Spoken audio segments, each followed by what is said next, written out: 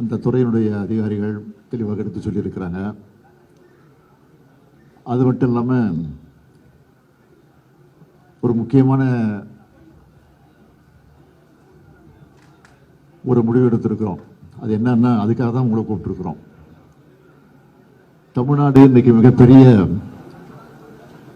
உரிமை போராட்டத்தை நடத்த வேண்டிய சூழ்நிலைக்கு தள்ளப்பட்டிருக்கு. ஆகவே வருகிற 5ஆம் தேதி அனைத்து கட்சி கூட்டம், அதாவது பதிவு பெற்றிருக்க தேர்தல் ஆணையத்தில் ரெஜிஸ்டர் ஆகிருக்கக்கூடிய 40 கட்சிகளை அழைக்க முடிவு செஞ்சு இன்றைக்கு நாங்கள் அவர்களுக்கெல்லாம் கடிதம் அனுப்ப போறோம். எதுக்குன்னு கேட்டீங்கன்னா, தொகுதி மறுசீரமைப்பு விஷயமா. ஏன்னா தொகுதி மறுசீரமைப்பு பேர்ல தென்னிந்தியாவுடைய தலைக்கு மேல ஒரு கத்திய தொங்கிக்கிட்டு இருக்கு. இப்போ எதுக்காக சொல்றேன்னா, எல்லா வளர்ச்சி குறியீடுகள்லையும் முதன்மை மாநிலமாக இருக்கக்கூடிய தமிழ்நாடு கடுமையாக பாதிக்கப்பட்டிருக்கு. இப்ப தமிழ்நாட்டில் மொத்தம் 39 தொகுதிகள் இருக்கு. நாடாளுமன்ற தொகுதிகள் 39 இருக்கு. இதை குறைக்கிற அபாயம் ஏற்பட்டிருக்கு. ஒன்றிய அரசு 2026ஆம் ஆண்டுல மக்களவைத் தொகையினுடைய எண்ணிக்கையை மறுசீரமைப்பு செய்ய போறாங்க. பொதுவாக இதெல்லாம் மக்கள் தொகையை கணக்கிட்டு தான் செய்யப்படுது. மக்கள் தொகை கட்டுப்படுத்தல் என்பது இந்தியா நாட்டுடைய மிக முக்கியமான இலக்கு. அந்த இலக்கை பொறுத்த வரைக்கும் நம்ம தமிழ்நாடு வெற்றி பெற்றிருக்கு. அது எல்லாருக்கும் தெரியும். பல பத்தாண்டுகளா வெற்றிகரமான குடும்ப கட்டுப்பாடும், பெண்கள் கல்வி மற்றும் சுகாதார முன்முயற்சிகள் மூலம் நாம் சாதிச்சிருக்கிறோம். மக்கள் தொகை குறைவாக இருக்கிற காரணத்தினாலே நாடாளுமன்றத்தினுடைய எண்ணிக்கையும் குறைக்க வேண்டிய ஒரு சூழ்நிலை ஏற்பட்டிருக்கு. இப்ப நாடு முழுக்க இருக்கக்கூடிய மக்கள் அடிப்படையில் தொகுதிகளை பிரிச்சா தமிழ்நாட்டில்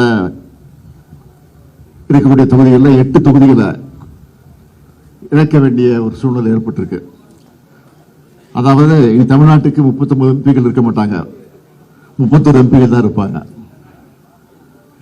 இன்னொரு முறையில் கணக்கிட்டு பார்த்தீங்கன்னா, நாட்டில் ஒட்டுமொத்த எம்பிக்கள் எண்ணிக்கை உயர்த்தி அதுக்கேற்ப பிரிச்சாலும் நமக்கு இழப்பு தான் ஏற்படும்.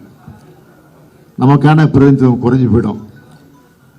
அதிக மக்கள் தொகை கொண்ட மாநிலங்களுக்கு அதிக பிரதிநிதித்துவம் கிடைக்கும். இதனால் தமிழ்நாட்டுடைய குரல் நசுக்கப்படுது. இது வெறும் உறுப்பினுடைய எண்ணிக்கையை பற்றி கவலை மட்டும் இல்லை, நம் மாநிலத்துடைய உரிமையை சார்ந்தது என்பதை நாம் மறந்துடக்கூடாது. தமிழ்நாடு எதிர்கொள்ளவிருக்கக்கூடிய பல முக்கியமான பிரச்சனைகளை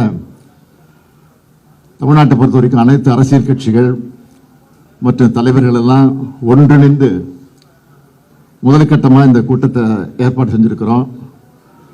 அனைத்து கட்சிகள் எல்லாம் கடந்து, அரசியல் எல்லாம் கடந்து இந்த விவாதத்தில் ஒன்று சேர்ந்து குரல் கொடுக்க வேண்டும் என்று உங்கள் மூலமாக நான் இப்போவே கேட்டுக்கிறேன். மும்மொழி கொள்கை மட்டும் இல்லை, நீட்டு பிரச்சனை, மாநில அரசுக்கு தர வேண்டிய நிதி பிரச்சனை, எல்லா பிரச்சனைகளுக்கும் நீங்க கேட்கிற மும்மொழி கொள்கை, இந்த பிரச்சனைகளுக்கெல்லாம் தீர்வு காணணும்னா நம்ம எம்பிக்கள் அதிகமாக இருந்தால் தான் குரல் கொடுக்க முடியும். ஆக அதுதான் முக்கியத்துவம். ஆக அதுதான் அடிப்படையை வச்சுதான் கொடுத்த கூட்டம்.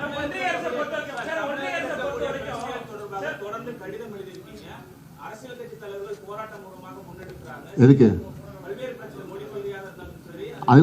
அதுக்கு தொடர்ந்து கொடுத்துக்கிட்டு இருக்கிறோம்.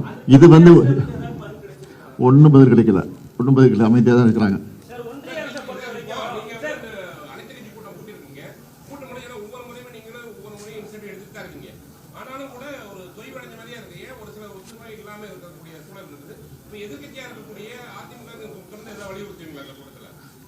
அதிமுக வர போறாங்க, இதுல நிச்சயம் குரல் கொடுப்பாங்க நம்பிக்கை எங்களுக்கு இருக்கு. சொல்லிட்டு இருக்காங்க. தமிழ்நாட்டை பொறுத்த வரைக்கும் யாரும் சொல்லணும்,